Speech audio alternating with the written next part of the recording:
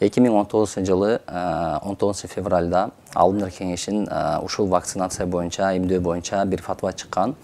Ошол фатвада, фатванын мазмуну мындай да.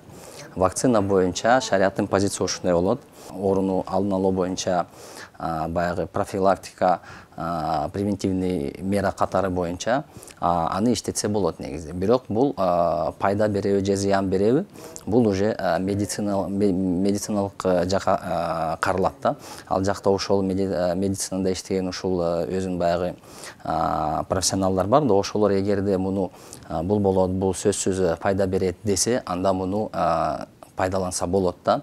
Анан ал жакта вакцинанын курамына да каралат. Вакцинанын курамында эгерде эч кандай арам нерсе жок болсо, анда бул адал болот, эч кандай эме жок. А эгерде анын ичинде бир ушундай нерселер кошулуп калса, анда шариаттын өкүмү бул боюнча мындай: за 3 шарты менен да, Алымдар кеңеши ошол жакта 3 шартты жазган.